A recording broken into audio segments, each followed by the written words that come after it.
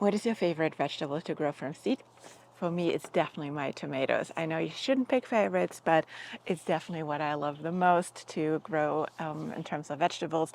And I'm so excited that we can finally start them. I typically start them very late, so we have today Easter actually, so March 31st, and which is approximately 6 weeks from our last frost date. So we're still we're still on the earlier side. But so today I show you my process of starting the tomato seeds. You see, I have a little bit of an interesting setup here, a little bit of an uncommon one, but I really love it the way I do it because I don't grow many plants, but I grow many varieties. So I show you what I'm doing here. And then, yeah, so I'm Steffi. I'm a home gardener here in Elmira, Massachusetts, zone 6. And I love to take you along here for the ride. And I think I need to put Roxy back inside because she seems to be cold because she's shaking. What type of tomatoes do I grow? So I grow 3 different types. So one is the heirloom slash salad slash direct for consumption, put it on the tomato sandwich type of tomatoes. I have 6 different varieties and only 6 plants for that one plant. Then the largest group I grow is paste tomatoes because that is where we use our tomatoes the most for, to make tomato sauce, marinara, salsa is a big hit. I think we're down to our last 2 glasses from last year, so maybe we're actually able to close the loop this year with what we're producing. So I have 6 or 8 plants of paste tomatoes. And then the last one is my cherry tomatoes, where I grow 3 plants from. Typically for a household of 5, I would say 3 cherry tomatoes is way too many if you only want to consume them fresh or so. But what I love and what I've used them a lot this year is I dehydrated them last summer. So I have a large dehydrator and just cut them up and dehydrated them into little shreds. Sorry, the birdies are loud today. They're enjoying the beautiful weather here as well. And when I dehydrate them, I use them through the winter, like in chilies, in beef stew, like everywhere where I have like a tomato base sauce, and just throw a handful in, and they rehydrate super, super quick. So if you're just doing like a pasta bolognese or so, just sprinkle some in, they rehydrate super quick and they taste just like they came fresh out of the garden. Really, really great usage of it. So I grow 3 varieties, and I would say like half of it is easily which goes into the dehydrator, maybe even more. I did find last year a really great recipe for tomato or cherry tomato corn salsa, which was delicious.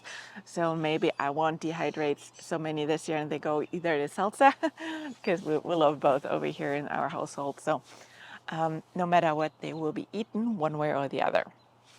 So let me talk a little bit about my setup here. You know probably from previous videos that I love soil blocking. That is my main seed starting method for almost all the seeds I start. Even though the tomatoes, they are getting pot up once before they go into the garden because they grow so fast. They will outgrow those blocks in no time. Those blocks are Swift Blocker 1.5-inch soil blocks, which are pressed with a Swift Blocker. And if you're wondering what that is and how to do it, I have a video here from just a week or 2 ago, and it shows you my method of soil blocking with all the detailed soil mix whatsoever. Once I pressed the large soil blocks, I separated them in just teeny tiny, those are microgreen trays. And if you're wondering where you get them, I have everything in the description, so you can find that below. When you look at those trays, those are microgreen trays, and they come in very, very handy when you do just like small batches of certain seeds, and you don't want to wait until the full tray is germinated under the humidity dome and want to take them out earlier. That works for me very, very well. I've seen like varying degrees between different types of tomatoes when it comes to germination, and they grow so fast. I'm always concerned when I keep them under the humidity dome for so long, like ones which, like some of them germinate in like literally 2 days or so, and other ones take up to a week. And if you have the early ones sitting in such a humid environment, I'm always concerned that they are getting dampening off and die. And so I have this system for a while, and it works very, very well for me. I have them later sitting on a heat mat with a dome over, sprinkle a little bit vermiculite over it when we're done, and that is how they germinate. And once 3 out of 4 blocks are germinated, I take them out and off they go. So that works usually very, very well. So let's get started here. Let's start with the cherry tomatoes. I have here my Forever Grow, the Sun Gold. From those ones, I do 1 full tray.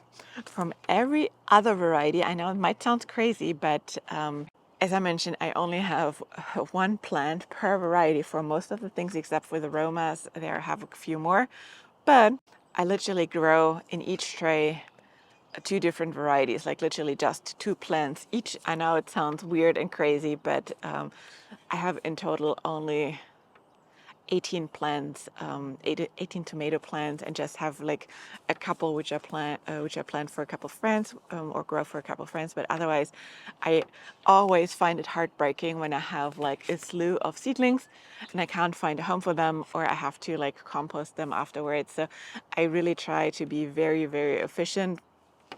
It's also more resourceful if you really just grow what you need. And I'm so confident in my seed starting capabilities these days that I don't grow like 5 blocks to get 1 tomato out of it, because usually it works very, very well for me. But to ensure that every block truly has a tomato, I typically do 2 seeds per block. In the tray where I mix seeds, I typically have 1 label on the one side and then the other label on the other side. So those 2 blocks are the Sunrise Bumblebee, those 2 blocks are Super Sweet, and that is how I go about it. So I have here the Sunrise Bumblebee. That was one of the varieties which I got recommended. So there we have the seeds. And as I mentioned, I'll just put 2 over here. And 2 there. And this is a Super Sweet. There we go. There we go. And you can see here, they're like in those little dibbles. And I'll put a little bit of soil over them when we're done and throw some vermiculite over them. And that is typically how I do it with all my seeds. And then they get under the heat dome. So those were the cherry tomatoes. Now we are moving on to the slicer and salad ones. I have here the Mountain Magic and the Harvest Moon, and both of them are new to me varieties, so I'm really curious to see how those ones go. I'm really curious to learn what are your Forever Grow varieties, which you can't live without every tomato season. I might take some notes for next season. I was looking for some new ones to try, although I gotta get more and more Forever Grow varieties in my garden, which are the next 3 ones, which is the Pink Berkeley Tie-Dye, the Cherokee Purple, and the Black Crim. So I love all 3 of them very, very much. Oh, that is the label I was looking for earlier. Great. I always pre-label or pre-write my labels before I start things, because that funnily takes oftentimes the longest to just write the dang labels. So I always prep the labels up front. So next one is the Black Crim and the Cherokee Purple.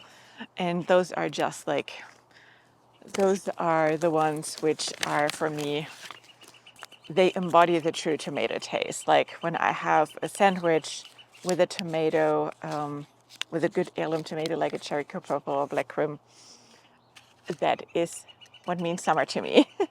So I'm really excited for those ones. You might wonder why I'm so brave and just, or not brave, but like you could argue it's a little bit risky to just grow such a small number of plants, but I gotta say, if one plant doesn't turn out well, I'll just stick one of the other ones in their place and try it next year again. So as you might know, my motto for this year, or one of my top goals this year, is to keep it simple. And that is one of the simplicity things. I just don't have the time, the energy, or the space to grow like too many seeds or seedlings which I don't use. That breaks my heart later, so we're not doing that anymore. And for that reason, I'm very efficient with my seed starting purposes. So I hope maybe next year or so, when I have a couple friends who just recently bought houses, I might grow a few more next year for them. That would be fun to convert a few more friends to gardening, which would be hilarious and lovely. And yes, I will be an enabler in that regard. For this year, I barely need any extras, so for that reason, we're very, very efficient here. So, and then we're at the pink Berkeley tie-dye, which is also like, this one is one which I grow for the looks and the taste, which is a rare combo with tomatoes at times. Some look rather plain but are delicious. And then the pink Berkeley tie-dye is both. It's equally pretty as it is delicious. So I'm really excited to get that one going. And now we move to the paste tomatoes. Oh, the wind is picking up. A fun fact, my very first tomato I grew when I started gardening was a Zammarzano, and it was prolific in that first summer. Funnily, ever since after, I never had luck with that again. And so this year I figured, let's try one again. So I'll do some Zammarzano, and then my go-to paste tomatoes are actually, is the Plum Perfect. The name of the game is the perfect plum shaped tomato, and it's just so delicious and just perfect, and it yields bonkersly for me every time when I grow it. And last year I also discovered the Midnight Roma from row 7, which is not only pretty but also delicious for a paste tomato. But it's actually a paste tomato which you can also use for sandwiches, and it's so pretty. Like it's really dark purpley flesh.